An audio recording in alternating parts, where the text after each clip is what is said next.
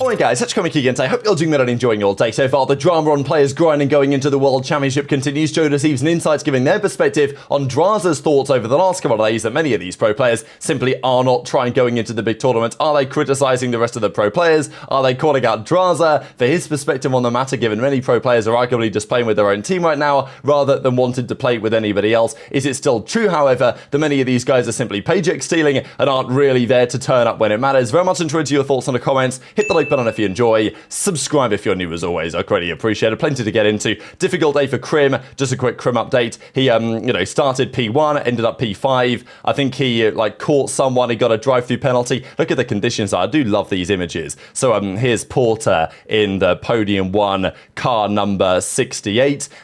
But Porter had a bit of an incident, unfortunately, and he spun someone out and got a drive-through penalty. So, happened to the best of them. But as he says, the pace was there. Lap time-wise, don't know if I've ever been quicker, both in the dry and the wet. Results weren't where they wanted to be, but he's got more championships in the season to come. So sometimes you've got good pace and it doesn't work out on the weekend. It is what it is. The other drama was around TJHaLy and the boys on Boston. So if you guys remember this a couple of years ago, this was a crucial moment in the World Championship 2022, the event that LA Thieves went on to frankly dominate from after this series, basically. They had won the previous tournament. They were the favourites for the World Championship. They came and they played Boston Breach. That was Methodz at the time. That was TJ, Nero and Vivid in the very first round of the tournament. And they nearly lost this series, right? This was a Game 5, Round 11, Tuscan Search and Destroy. And this was such a crucial moment, of course, in the context of the tournament, because Thieves went on to win. Now,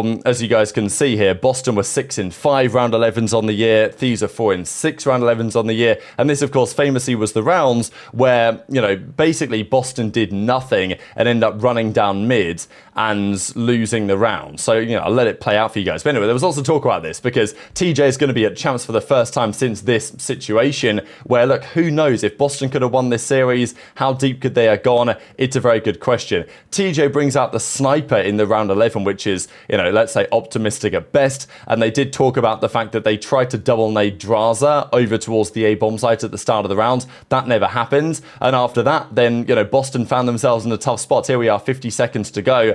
Boston have to do something, right? Thieves have the setup, and then eventually they make a play call. This is one of the more memorable rounds we really had in COD, recent memory anyway, just because it was so important in the context of the championship, and it ended in such a strange way where effectively the Boston guys just re-wrapped mid, and as you guys are going to see in a second here, they pretty much just run up mid-map, and then they just go down, and then they keep going, and then they just run into the blender. I guess at some point they had to try something, but Thieves end up winning the round. Boston went on to go out of the tournament, and Thieves went on to win the entire thing. So Zinni talked about it, right? Because this was tweeted in the context of TJ making it back to a champs for the first time in a while. Zinni wasn't very happy about it and says, the play that we made wasn't the play. The play relied on us thinking we had a guaranteed nade kill on Drazah. He got hit by one, dodged the other. If we killed him, we were going to rush out of A, but we didn't. So then we froze. Which, so was there a backup plan, right? I guess is the question. And Methodz says, looks like one of the worst plays of all time, but the actual play relied on us killing Drazah with a double nade, and we only got one hit on him, and our backup plan was waiting for Tish to get a pick with the snipe.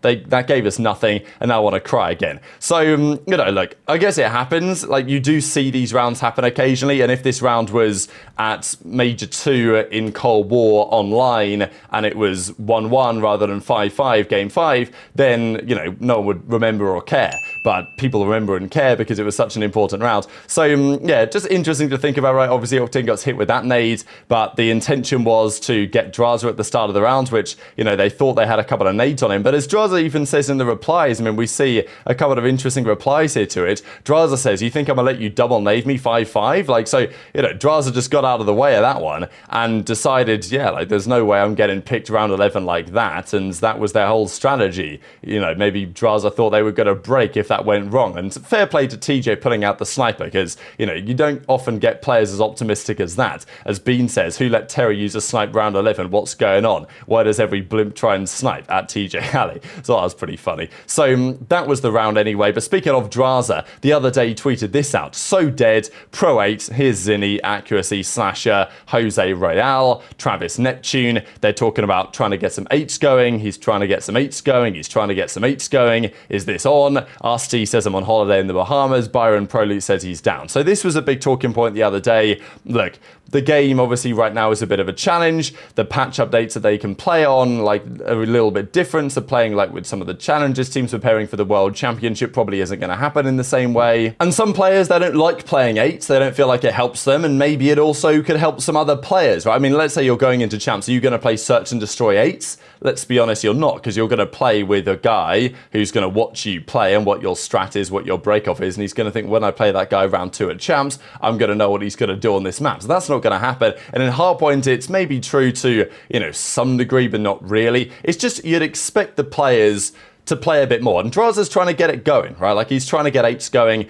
He's not satisfied with just getting on, doing his couple of sets of scrims every day, taking the improvement, trying to go into the World Championship. And we obviously don't really know how that's going behind the scenes right now for many of these teams. He's trying to get some more action going. He's trying to get some 8s in there. And, you know, with Sin, that's not really worked as of late. And JoeDeceives then follows up. So there's a couple of ways to read this. I'm not 100% sure what the outcome is, because, you know, the idea that he uses the exact same caption as Drazah, to me kind of makes it seem like he's taking the piss out of Drazah on some level. But equally, there is, you know, good reason to believe that he's being pretty deadpan about this, because as you guys can see, pro S&D 8s here plus more. We've got, you know, this is Pred. Let me just get a little zoom in on the image real quick. So we've got Pred, we've got, is that potentially Envoy? We've got Shotzzy, aBeZy, HyDra, Skyz. Is that Drazah at the ends? I think that's Ghosty actually instead of Envoy here, the second one from the left. And then I think the second one from the right is Sib, maybe. But anyway, it's clearly a chat with basically all the players. And okay, this is search and destroy 8s. So as I say, I wouldn't be so keen playing search and destroy 8s going into champs as I would respawn 8s. But it's obviously not like respawn 8s are happening either. Like right now, the players are, you know, they're hopping on Splitgate 2 and cashing in the bag on the lead up to the World Championship. It doesn't really feel like the game that I fell in love with or whatever, right? When people were just playing for the passion of it. But yeah, this is obviously plenty of players in this chat, and JoeDeceives comes in there and says 8s, we play in 8s, we play in Chals, and, you know, half an hour later his teammate Insight says, yep, 8s, like I'm down, and 1 minute later JoeDeceives then says, you know, it's crickets in here, right? There's nothing happening, no grinders, shaking my head. So, you know, pretty funny. The Toronto guy has taken over the group chat, but there's clearly no response from anyone else involved in the situation. And, you know, where do we find ourselves again? We've got some players, Drazah, JoeDeceives or whatever, trying to get involved. It is interesting because JoeDeceives, he does play some 8s, like he does get involved. Insight doesn't really play much as far as I'm aware. Like, I don't really see Insight often grinding 8s when we do see the series that Drazah puts together when they occasionally actually happen. But, you know, JoeDeceives is almost calling, maybe on some level is calling out Drazah just because he puts a message in the chat. Drazah is in the chat and obviously didn't reply on this occasion, but at the end of the day, the teams might just want to, you know, take care of themselves, keep their own business or whatever leading into the World Championship. And it certainly does feel like, and look, for Pred, fair enough, he's going to play some Splitgate 2. He ain't going to champs. So fair enough, right? I mean, you've got champs to come. Pred's not going to be there. And then you've got the World Cup, of course, after that they will be preparing nicely for. And Pred's teammate Nastie is in the Bahamas or whatever, right? So he can't play anyway. That's fair enough. I know that there's been talk about the other players grinding Splitgate over the last few years, whether that's a positive or a negative, or teams should be locking in for the big one or whatever. I don't know. It's been a similar story now for a few years, that the point always was, back in the day, the players would turn up to the events and they'd be saying, look, mate, can I just sleep on your hotel room floor because I ain't got any accommodation for this event. I'm going to turn up, I'm going to try and win the championship, make a couple of grand, prove to my parents that like this is actually going to work, and then I'll reinvest that money into a camera so I can start streaming. Like, you know, back in the day there was hustle, there was passion, like you felt it in the scene. Nowadays that still exists to some degree, but it's certainly not as it used to be. And not saying that's necessarily a bad thing. It's great that the players can be supported and we have a scene where like they can actually have a full-time income doing this type of stuff. But at the end of the day, some players want it, some players don't. That is what it is. And you know, I think you see that a lot of the times in who's putting in the time and who isn't. But of course, watching just purely 8s isn't the best way to get a read on that, because who knows, maybe some teams are putting in 3 scrim sets a day. Maybe they're doing 3 scrims a day plus VOD review plus a full set of scrims in search and destroy. Who, like, yeah, it's difficult to judge what the teams are scrimming. Maybe they got no time for 8s because they're literally grinding COD all day. Who knows? Do I really believe that? Probably not in most cases. But as ever, in tweeting your thoughts and all all this stuff in the comments below. One final thing to go through. This was pretty cool from Hex. He tweets this out 11 years ago today when this famous OpTic gaming team won the X Games championship that season during the Call of Duty Ghosts year.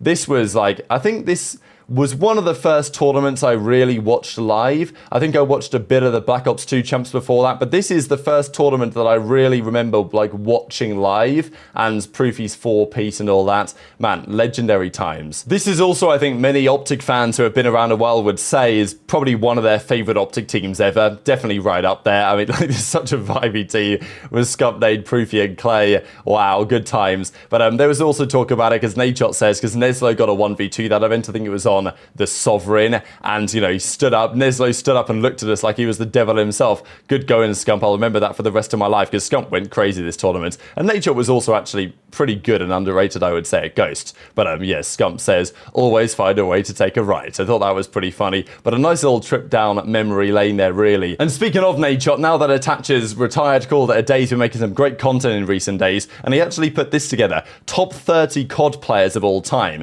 Nadeshot does feature on this list, down at number 29, and it's interesting for Nadeshot, right? Because how are you ranking it? Top players, best players, most talented players, greatest players. Like, I think all of those are slightly different in what they're trying to say.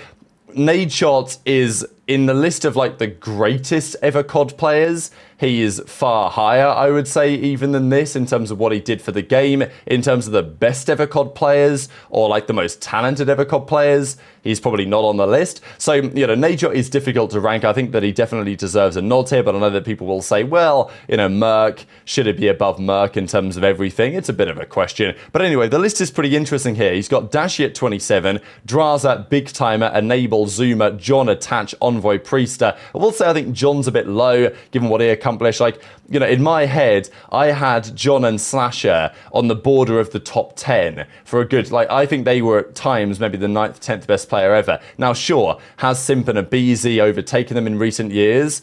You know, I definitely would argue it. I think, you know, HyDra, Shotzzy, etc. But I don't think that, you know, I think that Slasher down at 16, you know, maybe that's about right, but, you know, I would put him above TP. I don't think that TP should be, TP's in the kind of mix, but I don't think that TP should be above Slasher and John. I think Slasher and John, I'd put them relatively close to each other. aBeZy has to be here as well. You know, it's interesting because, you know, in my head, I still like to look back at the old heads and give them the nod, but I will say that in recent years, players like HyDra, Shotzzy, what they've achieved, absolutely should be moving up the order here. But getting into the top 6, you know, I also like the fact that at least JCap is in the convo. You know, I still would put JCap a bit higher than this, but I think the top 6, in terms of who the players are pretty much undisputed. Kremp, Scump, Karma, Clay, Formal, and Eggs. That's probably the order that I would have it in as well, actually. In terms of, like, greatest players ever, but intrigued to your thoughts as ever in the comments below. Hit the like button if you enjoyed, subscribe if you're new, take care, and I'll see you next time.